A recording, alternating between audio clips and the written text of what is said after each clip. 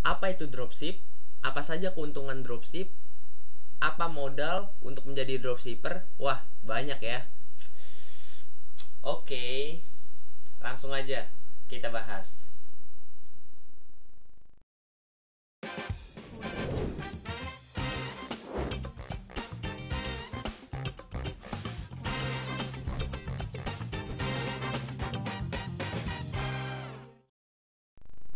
Oke, di sini sebelum kita masuk pada pembahasan apa itu dropshipnya, saya akan jelaskan terlebih dahulu kenapa saya membuat video ini.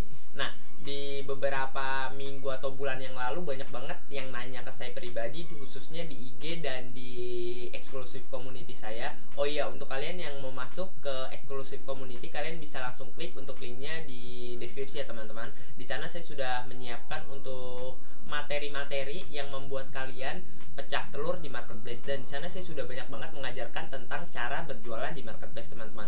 Oke, kita masuk pada pembahasannya, yaitu kenapa saya membuat video ini.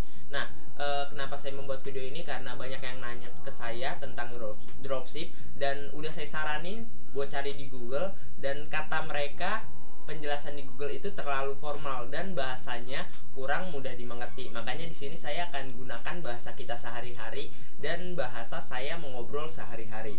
Oke, untuk pembahasannya mungkin biar lebih enak aja dan biar lebih dimengerti oleh kalian tentunya. Oke, kita masuk aja. Pertama-tama sebelum saya membahas mengenai detail-detail mengenai dropship, saya akan bahas terlebih dahulu mengenai pengertian dropship. Apa sih pengertian dari dropship, atau apa sih penjelasan tentang dropship? Oke, kita masuk pada pengertiannya. Dropship adalah salah satu cara ngejual barang di mana seorang dropshipper tidak perlu menyetok barang dan seorang dropshipper hanya mengandalkan suppliernya. Nah, dalam kata lain begini teman-teman, dropship itu adalah ngejualin barang orang lain atau ngebantuin orang ngejualin barangnya. Nah, jadi seperti itu. Misalkan nih, di rumah saya misalkan ada pasar dan ada toko sepatu di pasar itu. Nah, saya ngejualin produk sepatu itu kepada orang lain dan saya menawarkan produk sepatu itu teman-teman. Jadi nanti keuntungannya saya akan mendapatkan komisi beberapa persen dari sepatu yang berhasil saya jual.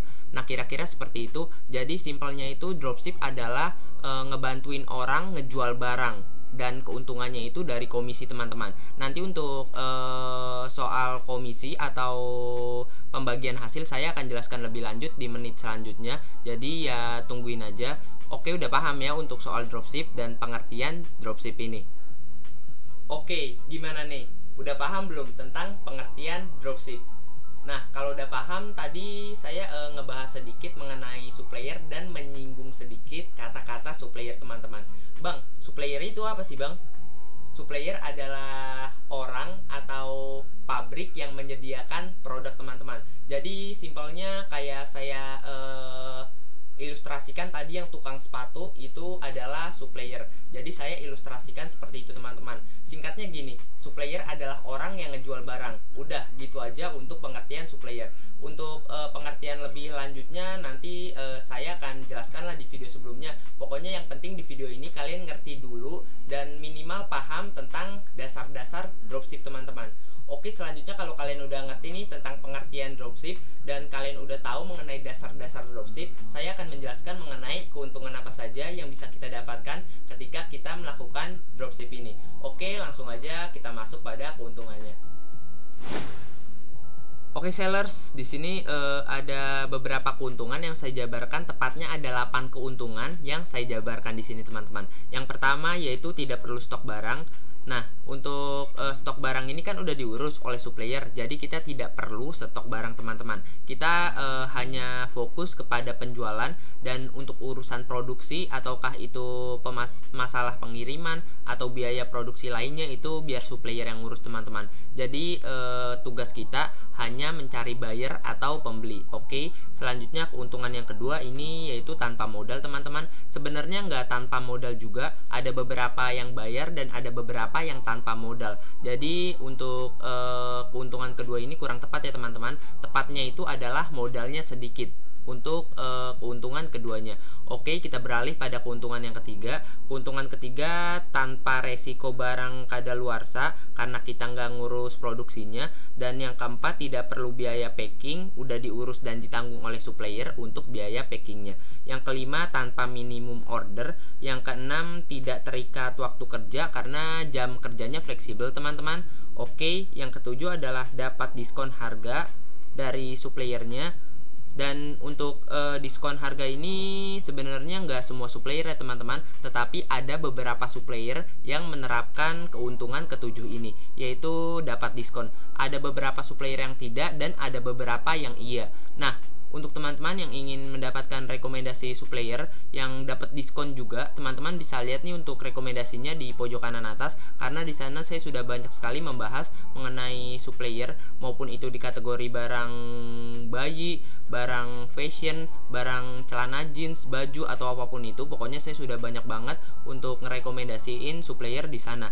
Beserta saya juga udah jelaskan mengenai keunggulan dan kekurangan di supplier yang saya rekomendasikan. Nah, untuk keuntungan yang ke-8 itu adalah diizinkan blank label. Nah, blank label itu sendiri, blank artinya kosong, label artinya itu keterangan produk. Jadi keterangan produknya kosong teman-teman, yang artinya kita bisa isi sendiri. Nah, untuk keterangan produknya itu ada beberapa jenis ya teman-teman. Ada nama produk, deskripsi, ada harganya juga, dan masih banyak lagi yang lainnya. Nah, sebenarnya untuk harganya kita bisa atur sesuka hati kita teman-teman, dan untuk keuntungannya kita bisa setting sendiri teman-teman. Oke, jadi seperti itu. Lagi-lagi untuk keuntungan ke-8 ini nggak semua supplier ya. Jadi ada beberapa supplier yang memang mengizinkan blank label ini. Jadi untuk keuntungan ke-7 dan keuntungan ke-8 ini tidak semua supplier teman-teman. Oke, jadi paham ya untuk keuntungan ketika kita ingin menjadi dropship ya teman-teman. Oke, selanjutnya kita membahas mengenai pembahasan dropship selanjutnya. Oke sellers, itu adalah keuntungan ketika kita menjadi dropshipper. Gimana? Mantap kan? Oke, sebenarnya itu adalah beberapa aja untuk keuntungannya. Sebenarnya ada banyak banget untuk keuntungannya yang tidak saya terapkan tadi. Itu hanya beberapa keuntungannya saja. Dan itu adalah 8 keuntungan yang saya pribadi rasakan ketika saya menjadi dropship. Dan waktu itu ketika saya dropship, saya mendapatkan sekitar 25 juta pertama saya ketika saya melakukan dropship ini. Nah, untuk teman-teman juga yang ingin menggunakan teknik saya dalam berdropship atau melakukan dropship ini, teman-teman juga bisa masuk ke eksklusif community saya, ada di kolom deskripsi. Untuk masuknya nggak bayar dan gratis juga teman-teman. Jadi tunggu apa lagi? Silahkan teman-teman masuk dan teman-teman gabung di sana. Di sana ada banyak banget orang yang udah masuk dan ngebahas juga dan berminat dengan topik marketplace, ataukah itu di Shopee, Bukalapak, Lazada, Blibli, Tokopedia atau apapun itu. Pokoknya teman-teman bisa masuk di sana. Oke, jadi seperti itu untuk pembahasannya. Selanjutnya saya akan bahas mengenai cara kerja dropship teman-teman. Bagaimana sih Bang untuk cara kerja dropshipnya, dan bagaimana sih Bang untuk melakukan dropshipnya. Oke, untuk pertanyaan tersebut akan saya bahas teman-teman, dan pertanyaan tersebut akan saya jawab. Oke, langsung aja. Oke sellers, di sini untuk cara kerja dropshipnya seperti ini. Yang pertama, konsumen itu membeli barang dan mentransfer uang atau sejumlah uang kepada dropshipper. Kita anggap aja si konsumen ini transfer uang sekitar 200.000. Kita anggap aja teman-teman. Kemudian si dropshipper ini, langkah yang kedua, dropship pesan kepada supplier transfer sejumlah uang dan konfirmasi alamat konsumen. Dan kita anggap aja si dropship ini transfer uang ke suppliernya itu sekitar 150.000. Jadi si dropship ini untung sekitar 50.000 teman-teman.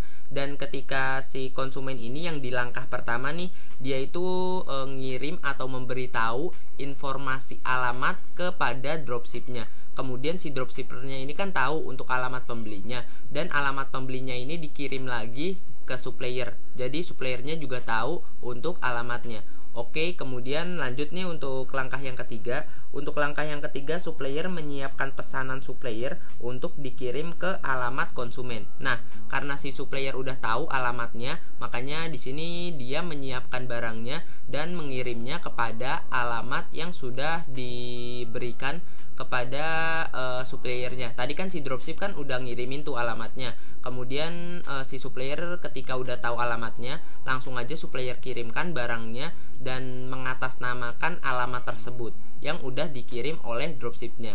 Oke, selanjutnya kita masuk pada langkah keempat. Langkah keempat itu adalah barang dikirimkan ke konsumen dengan nama dropshipper, teman-teman. Jadi seolah-olah si dropship ini punya barangnya sendiri, atau dropship ini menyamar seolah-olah dia adalah yang memiliki barangnya. Jadi konsumen itu tidak tahu bahwa barang yang diordernya itu melalui dropshipper. Jadi si konsumen itu tidak tahu, teman-teman, seolah-olah si dropshipper ini memiliki toko sendiri atau memiliki produk sendiri.